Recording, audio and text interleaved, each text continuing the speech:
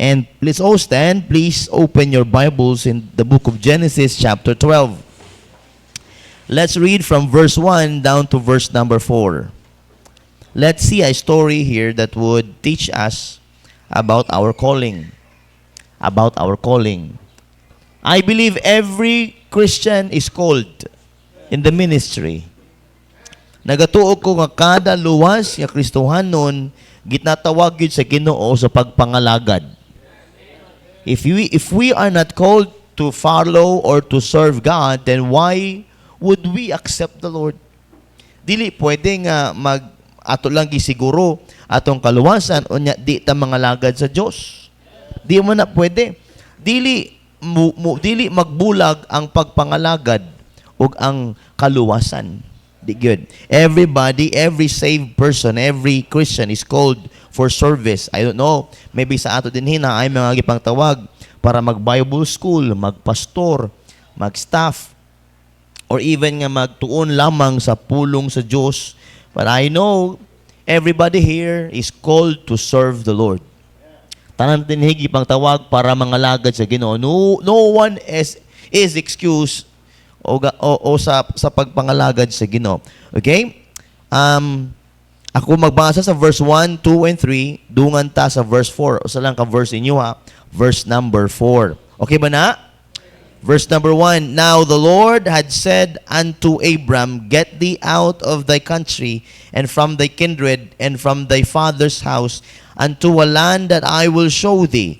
And I will make of thee a great nation, and I will bless thee, and make thy name great, and thou shalt be a blessing. And I will bless them that bless thee, and curse him that curseth thee, and in thee shall all families of the earth be blessed. Tananta, verse 4, read. So Abram departed as the Lord had spoken unto him, and Lot went with him, and Abram was 75 years old when he departed out of Haran. Let's pray. Lord, thank you, Lord, for bringing your people here this morning.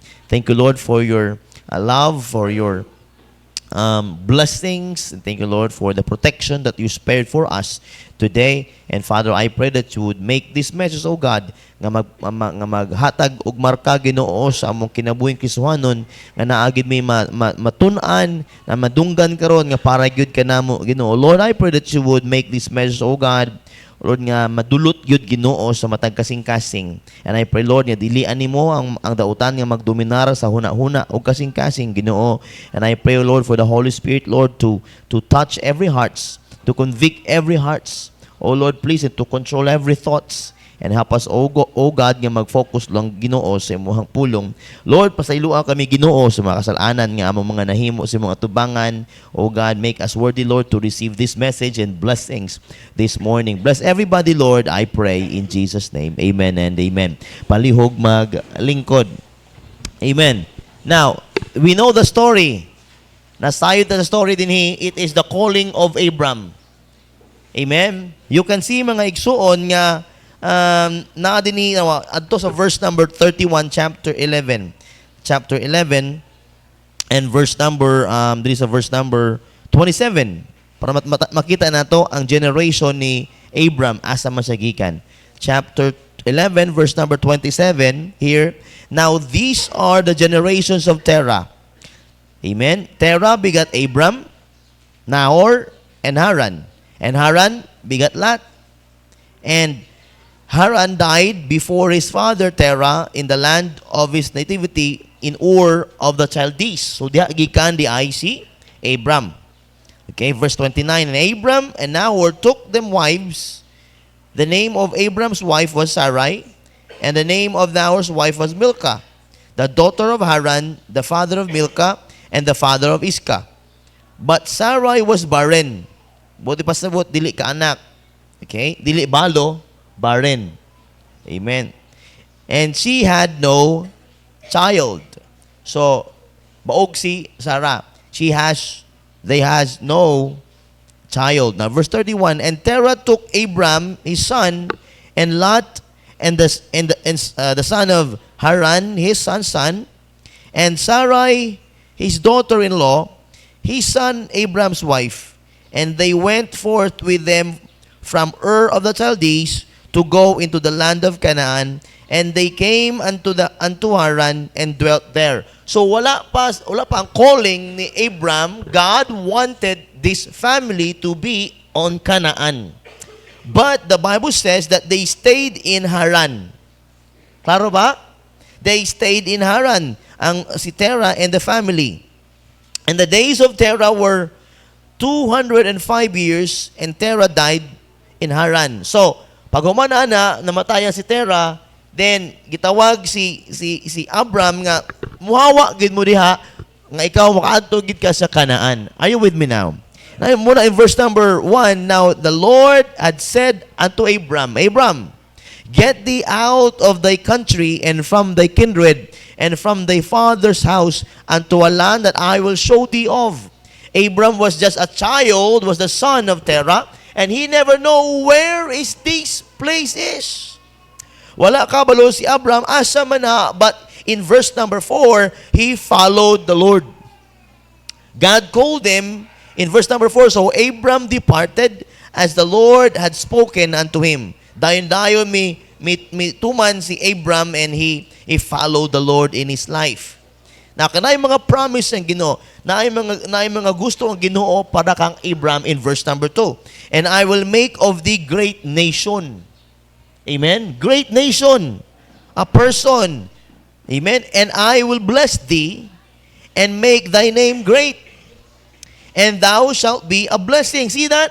See the blessing or see the purpose of God and see the promise of God for Abram. Ingon sa Ginoo that Abram will be a great nation and will be a blessing, and the Lord will make his name great. In verse number 3, and I will bless them that bless thee. Amen. Panalangin na nako ang maayo sa imuha, and curse them that curse thee. Tungluhan sila nga mga wala nagahimo kanimog maayo, and in these shall all families of the earth be blessed. Now I want you to focus on this. God called Abram, and Abram followed God. Are you with me? Nakadawat og pagtawag si Abram sa Ginoo. Amen. Og si Abram naminaw og nagsunod dayon sa Ginoo. Abram doesn't know where Canaan he is. Wala kabalo si Abraham kung asa man ang Canaan, asa man ang lugar, Lord, but he followed God anyway. Are you with me? Kanabitaw wala ka kabalo, asa ka dadoon sa Ginoo, pero ang imong gihimo ni follow lang ka. Why? Kay mao nang kabubuton sa Ginoo. Naay sistema sa atong kinabuhi nga Kristohanon. Sometimes we do not understand why would God have us to do this and that. Dili ta kasabaton nganong ingani man ang imong paagi sa akong kinabuhi. Nganong ani man ang akong agihan, di ba? Wala tayong laing mahimo kung dili sundon ng Dios. Kay wa man kita kabalo kung halimbawa kung di ta mosunod, wa po ta kabalo kung unsay dulot, unsay outcome. Are you with me? So, Abram got this example from his father Terah. Amen. Amen. Abraham followed God because of an example also. Ang iyang amahan, may follow man sa Ginoo. Sometimes in our life as a Christian, importante kayo ng testimony. Why? Because of our testimony, we are affecting people around us, and it will be a blessing para sa ila, and that they will follow God also. I followed God because of my pastor following the Lord faithfully. Amen. Na ako igsuon nga babae, Ma'am Virginia, siya na po nagtanaw sa kinabuhi that I am following God, ug siya po he followed God sa iyang early sa iyang kinabuhi, ug karon nakaminyo siya Pastor Juniors. Importante kayong testimony. Mga tatay, watch out. Magbantay. Your children are looking to you. Ang iyong mga anak nagatanaw sa inyo, amen, behave like you're a winner, a Christian. Behave kay ang imuhang anak nagatan-aw gid sa imuha. Kay kung sa makitaan kay papa o kay mama, mao man ang sundon gid sa mga kaanakan. Parents, you are the first example. You are the first people that your children are looking at. Ginikanan kamo ang mga una nga mga persona sa kinabuhi sa inyong mga kaanakan nga ginatan-aw gyud nila. O kung maabot ang panahon nga nagkabuot na sila, amen? Mangita na sila mga barkada, mga other people, nga ilang tanawon o maapektuhan sila. Muna, importante kayo ang growing up years o sa kabata nga makita nila ilang ginika na nagapangalagad sa Ginoo o lig-on. Why? Kay mukuha sila din og foundation silang kinabuhi that they would bring sa ilahang pagdako. And Abraham, maayo ang pagpadako siyang ginikanan because Abraham followed God even though nga wala niya makitaan o naintindihan nga no og asa sa ipadala sa Ginoo, but he followed God anyway. Now, I entitled this message this morning, The Calling of Abraham. The Calling of Abraham. I know, mga igsoon, everybody here are called. Amen. Everybody here are called. Tanantag ipang tawag sa Ginoo. Either nga mga lagad sa iyaha, magserbisyo sa iyaha, or maybe magpastor or magpastora. No, dili pastora. Wala sa Bible ang pastora. Amen. Basi gusto ka magpastora, tama na ang mga nanay, pastora na sa balay. Amen. Diba? God is calling us in service. We are saved to serve. Giluwas ta para mga lagad sa Ginoo. Wala tayo giluwas para mag-enjoy lamang diya sa mga sala. Wala na giluwas para magpabilin sa dating kita. Giluwas kita para mabag-o, para madala na itong pamilya diya sa balay sa Ginoo. Oh, igsoon this morning, if the Lord wants you to be on the place or a situation where God wants you to be at, will you follow the Lord? Amen. Kung tawag o kung ginatawag ka sa Ginoo para sa usa ka lugar o para sa usa ka sitwasyon, will you follow God? Amen. Pero, pastor, dapat, siguro, tanawon sana ako, pastor, kung mayo ba o really, na ay mga kisuhangan sigurista. Amen? Aya mga lagad, aya mag-atog simbahan kung okay lang panahon. Kana ba, di ko mo simba ron, kay ulan. Sigurista ba? No, mo simba ka, bisag ulan. Kay gitawag kang para mo simba. Bisag katulugon, pero imuhang schedule para mo basa og Biblia, mo basa gid ka, kaya naman mauna, gitawag ka para mo himuana. If God wants us to be on a place or in a situation, we must be following God because He is our God. If God is not first in our life, then He is not our God. Kung dili una ang Dios imong kinabuhi, ang Dios nga ginailan nimo, dili nimo Dios. Kay kung kinsa man ang nauna si imong kinabuhi, maoy imong Dios. Kung imong trabaho ang nauna, usa ang Dios, ang trabaho ang imong Dios, ug dili ang imong Dios. God demands to be first. God demands to be first. Seek ye first the kingdom of God and His righteousness, and all these things shall be added unto you. If God in heaven is your God, He must be first in your life. First in your morning, first in your evening, first in everything you have for the day. Are you with me? Balik na ako, kung dili una ang Diyos imong kinabuhi, dili nimo siya Diyos. Kaya kung Diyos nimo siya, una gyud siya perme sa imong kinabuhi. Whatever you do, whatever you have, whatever the world will be or the time will be, God will be the first and He demands it. Amen? If God be the first, then He is your God. Balik ko na akong pangutan na ganyan. If the Lord wants you to be on the place or situation like Abraham, will you follow the Lord? If the Lord wants you to be on the ministry, will you follow God? If God wants you to be faithful in the church, will you follow God? If God wants you to be on the choir, will you be in the choir? If the Lord wants you in the Bible school, will you be in the Bible school? If God wants you to be serving Him sa uban nga mga ministries, will you follow the Lord? If God is your God, He demands to be first. Gusto siya una sa imong kinabuhi. Dili last, dili ikaduha. Because God should be first. Amen. God should be first. Magkinaunsa man ang adlaw, magkinaunsa man ang kinabuhi, Diyos una dapat sa atong kinabuhi. I have 3 things for you this morning about the calling of Abraham. 3 things about the calling of Abraham. Now, ato in verse number 1. Tanawa in verse number 1. Tingala ko ngit-ngit ganiha, Brad. Naaraman din na. Tingala ko itom kayo ko sa live. So, wa man lagi pasiga na. Medyo na hayag-hayag. Now, pamino, in verse number 1, tanawa. Chapter 12, verse number 1. The calling of Abraham.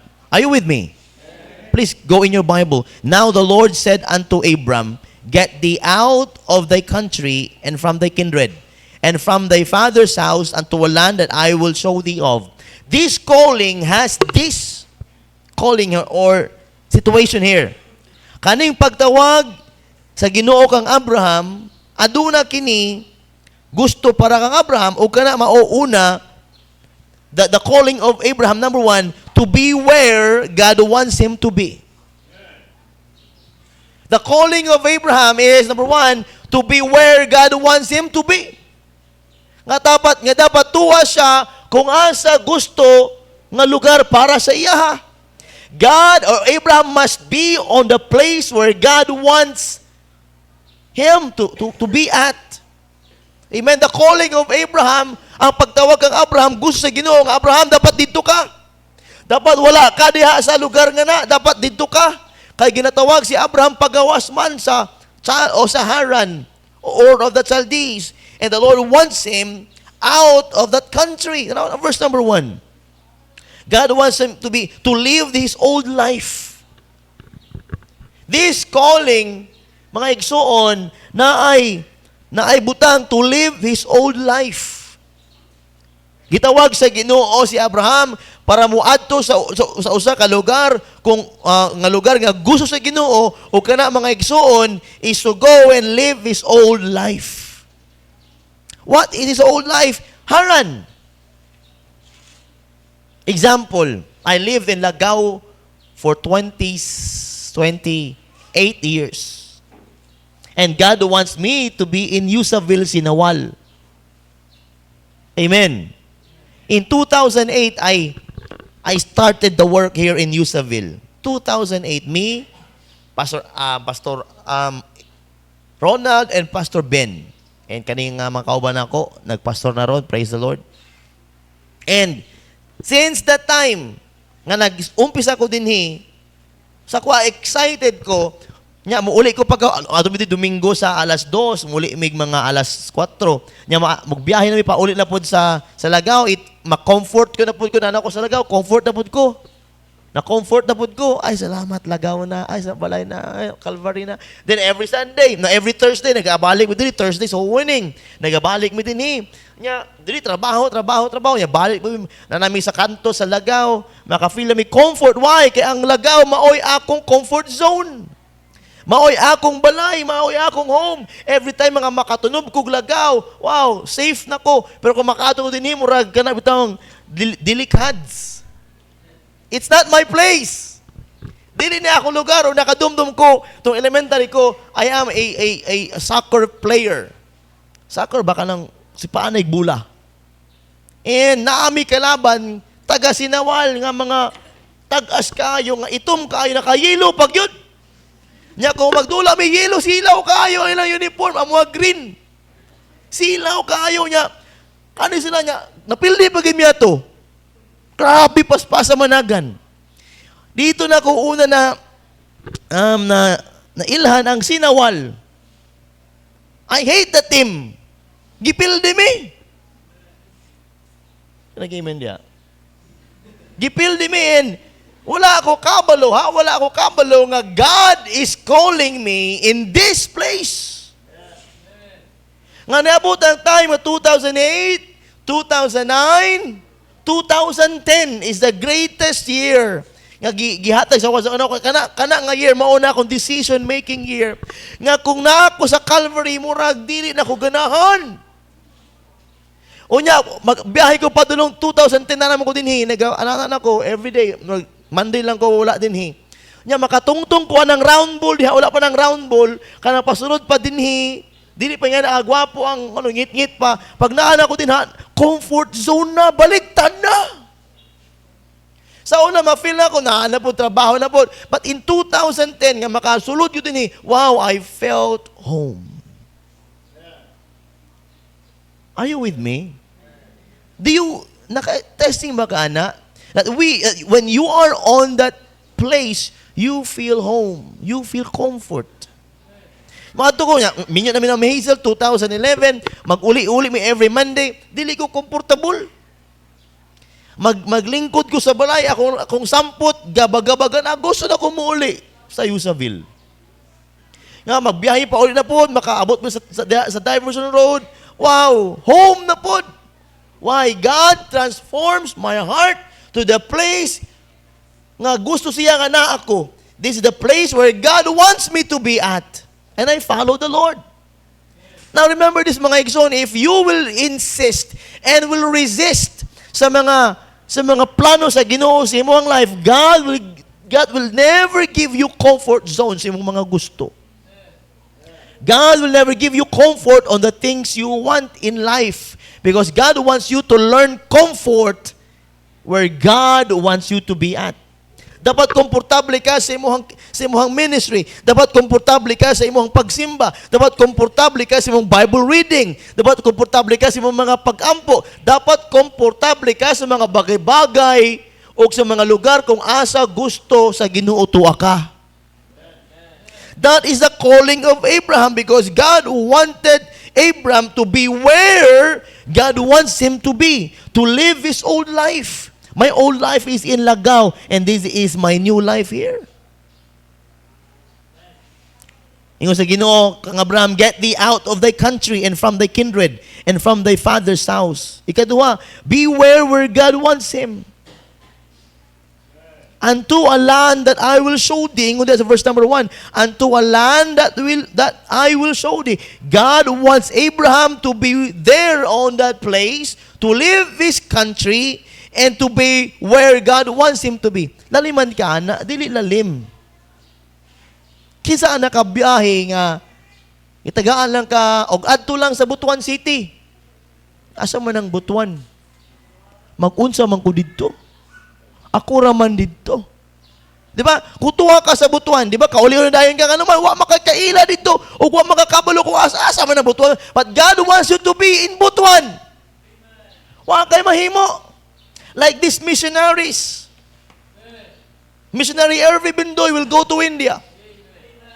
He doesn't want to go there, but God wants him to be there, leaving his comfort zone in La Loma. Having himself to where God wants him to be. Nagipakita sa Ginoo siya, kagabi nakita na ko usa ka missionary to, si missionary Brian Torres. Nag-live sa Mayo di Madakpan. Bawal man dito. But grabe, excited siya sa ministry. It might be not his comfort zone, but it is the place that where God wants him to be at. He followed God anyway and enjoying every nga mga butang nga ginapahimo siya dito. I believe igsoon after we got saved, God is calling us to be there where He wants us to be. After our salvation and then we are baptized, God wants us to do something for Him. God wants us to be where we are in His will.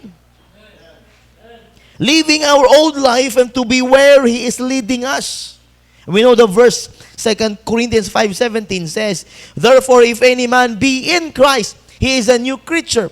All things are passed away. Behold, all things are become new. Are you with me?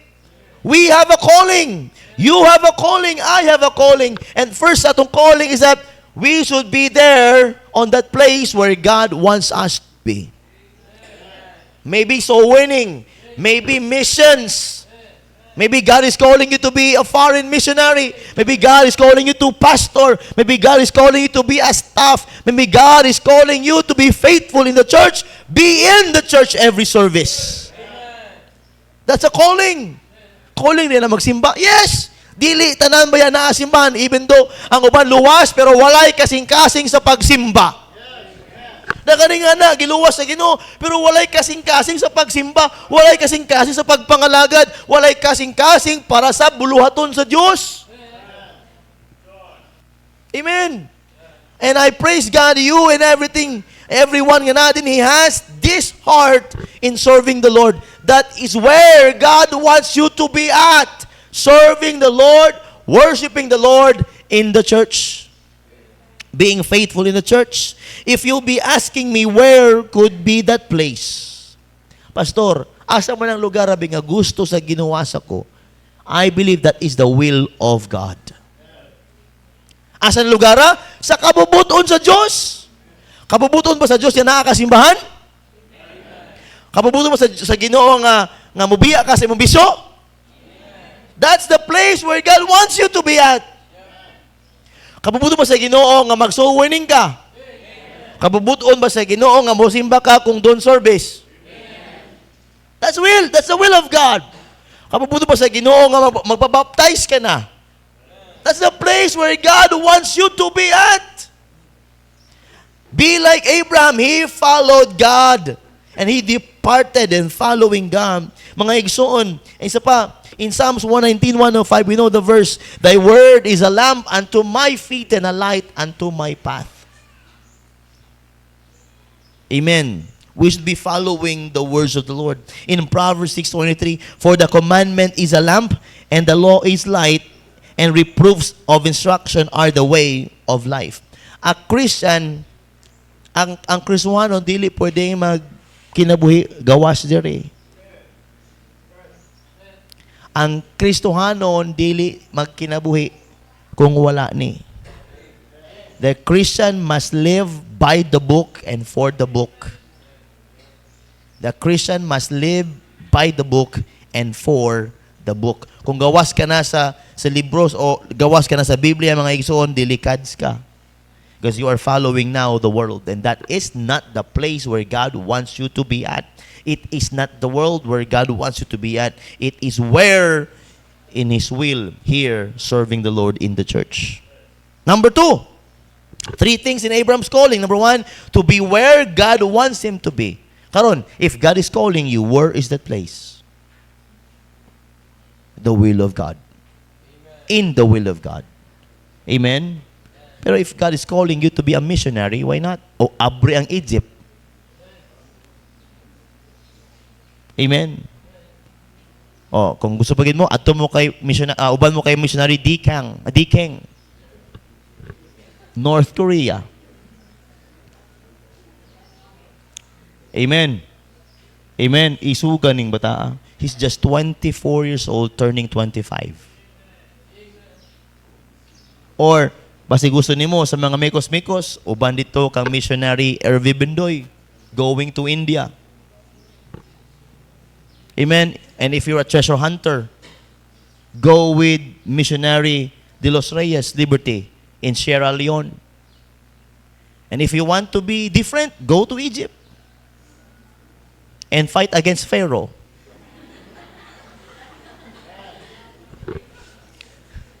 Amen. Egypt is open. If you will never come, and I will go. If you will never go there, I'll go. Open ba ako sa Ginoo? Ayaw pagtuga-tuga niya, pastor. Yes. Wala ko ga-atik.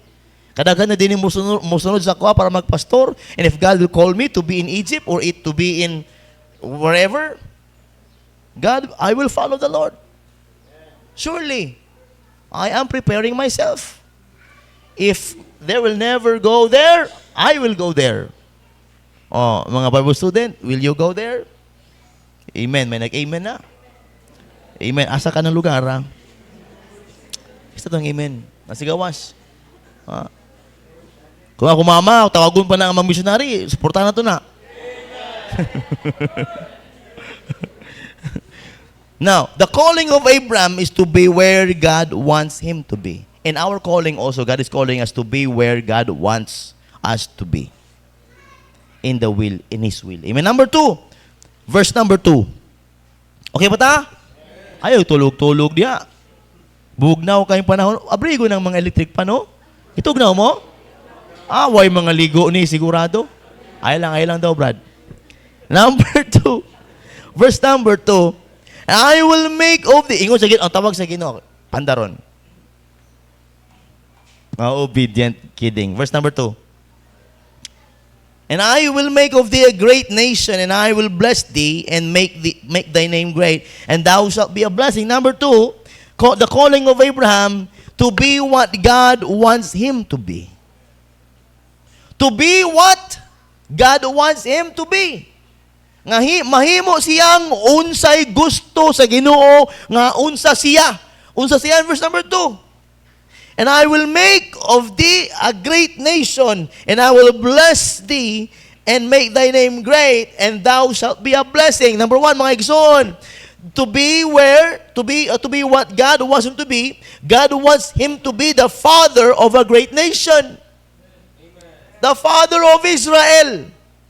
Amen. The great Israel. Nakita na to, and I will make of thee a great nation, the nation Israel. The nation where its God is mighty. God fights for His people. We know, amen, ang Ginoo, paano mo fight para sa mga katawhan. In the book of Exodus, we can see, grabe mag-fight, maglaban ng Ginoo para sa katawan. And God wants Him to be the father of that nation, the Jews. Israel is mighty because of God. Amen. The Lord's calling for Abraham is to be what God wants him to be. Na calling ang Ginoo para sa ato also that God wants us to be that kind of person that God wants us to be. God wants to be humble. God wants to be honest.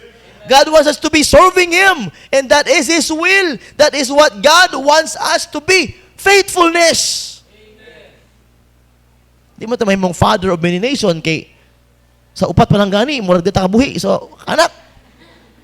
Sa isa pa lang gani ka asawa murag uy lisod na. Are you with me? But God is calling us to be that kind of a person, faithful to our God. Faithful sa atong Ginoo.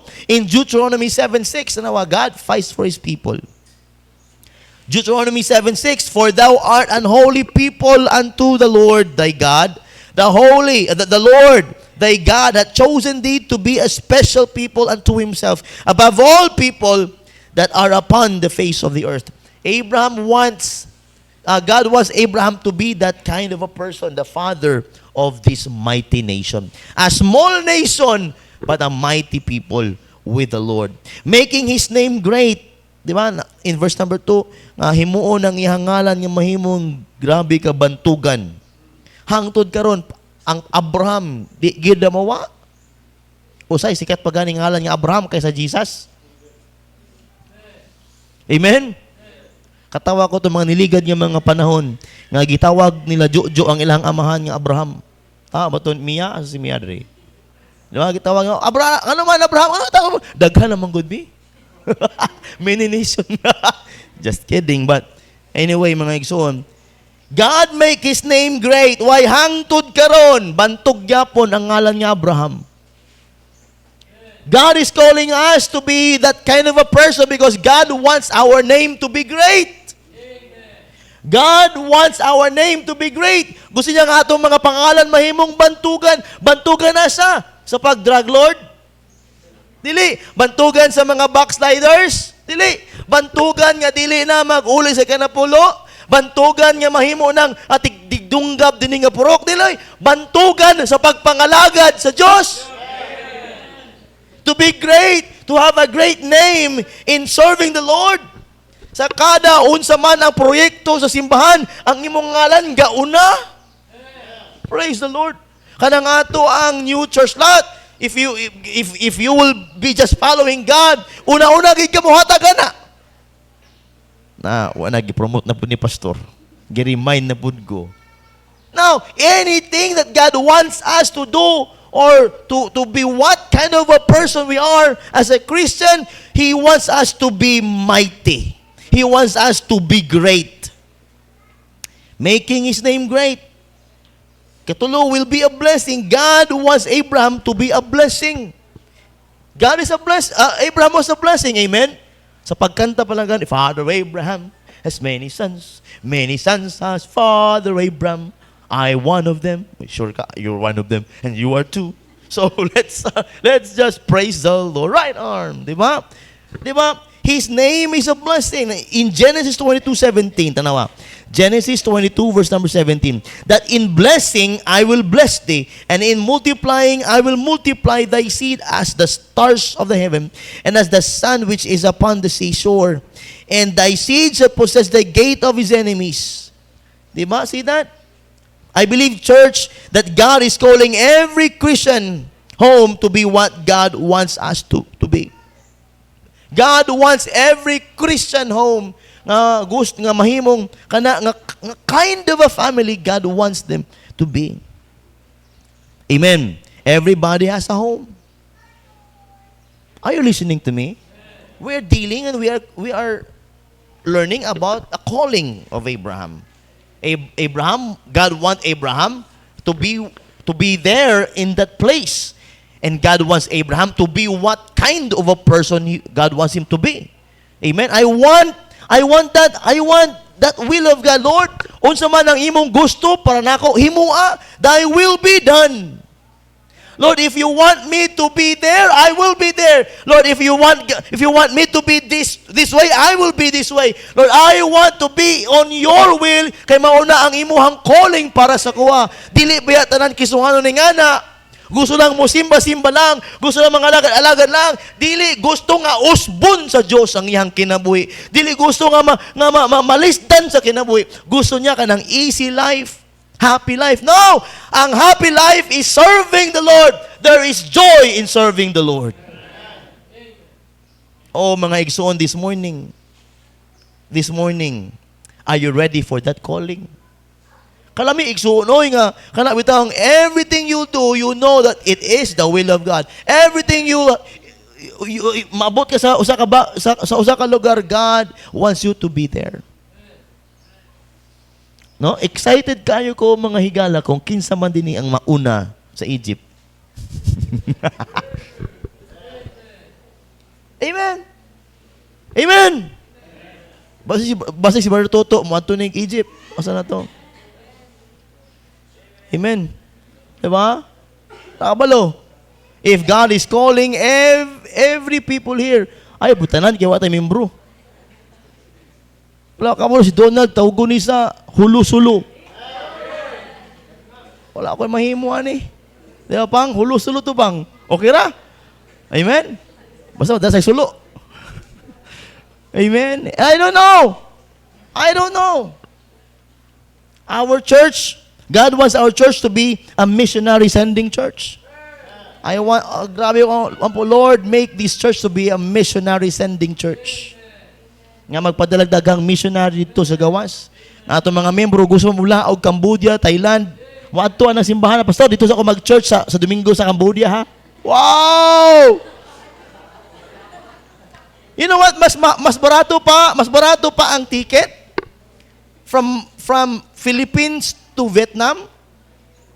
Tunagtunagin na, kita ko 850 pesos. One flight going to Vietnam.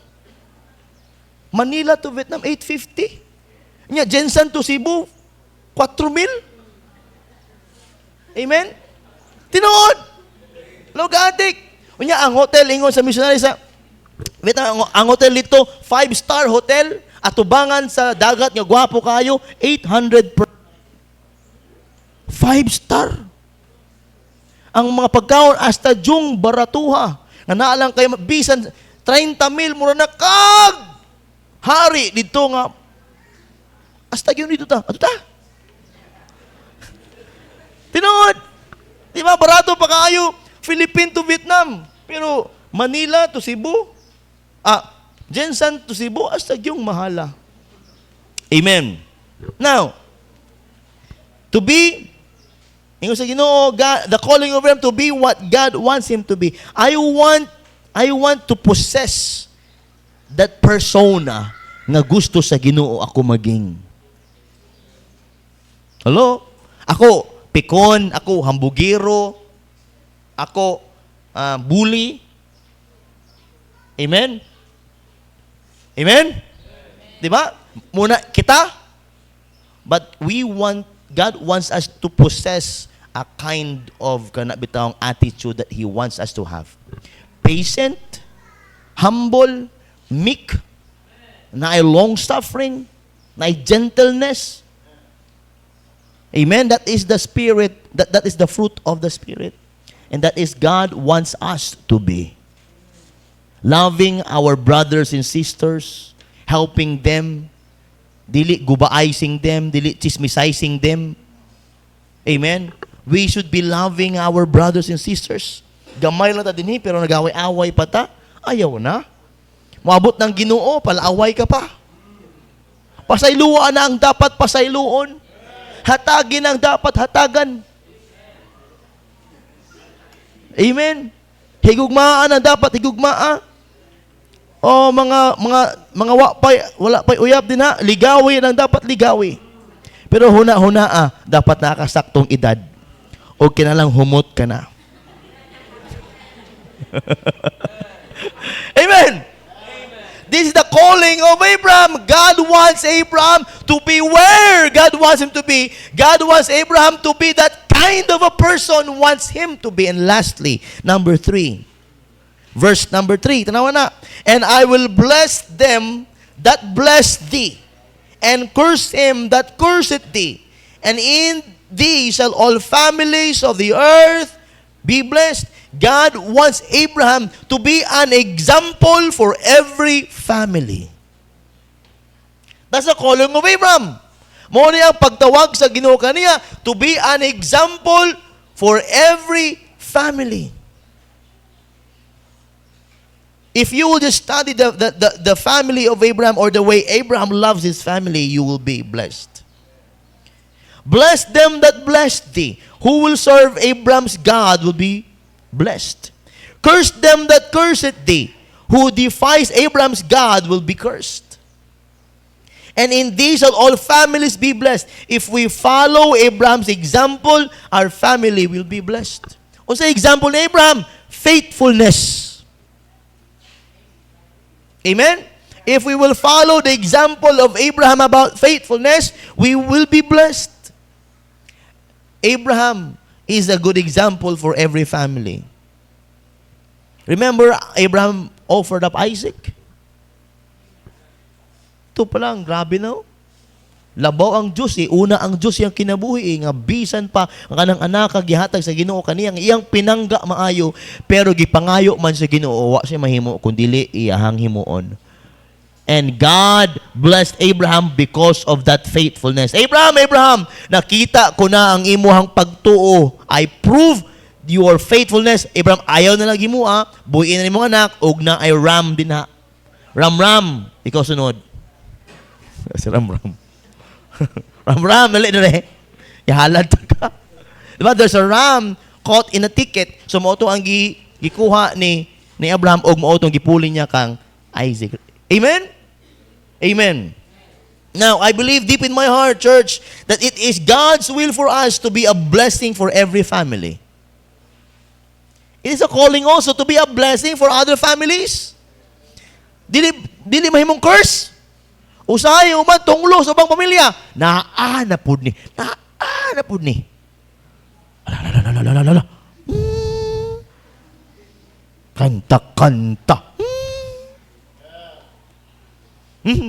Kung ano imuhang utok mga igsoon, wala sa imo ang pagtawag sa Ginoo because God is calling every Christian to be a good example for every believer. Are you a good example for every believer? Dili man ta mahimong perpekto anang example kana, but see to it that they will find Jesus in you. Amen. When a family is being blessed by God and there's families around us, sees how God is blessing our family, and they could see that it is very possible to happen. Mga igsoon, even nowadays, kung na mga families na gawas, makitaan mo nga nagabit-bit ni mo ay mohang mga anak, padulong sa simbahan, ug na makakita ang other family, makayong hala, uy, may pa sila, sana oil. Nagapangalagad sa Diyos na ay bit-bit nga Biblia. Kada pamilya na ay bit-bit, kada member sa pamilya na ay bit-bit nga Biblia, mo adto og simbahan, gwapo kay suot, murag mo adto og kanang prom. Matog prom. Di ba, matog prom. Ano gyud naka girls. naka-long gown, nga bisan abog sa iyo sa bill. Murag truck nga, kauna ang akong abog. Di ba? O niya, mag-ano gyud pag-abot dinhi, hasta niya, nakatakong pagid siya. Masundan gid ang iyang path. Grabe na, nakatakong pagid ka, masundan gid ang imong path. Ngano man, ang imong giagihan daghang buslot.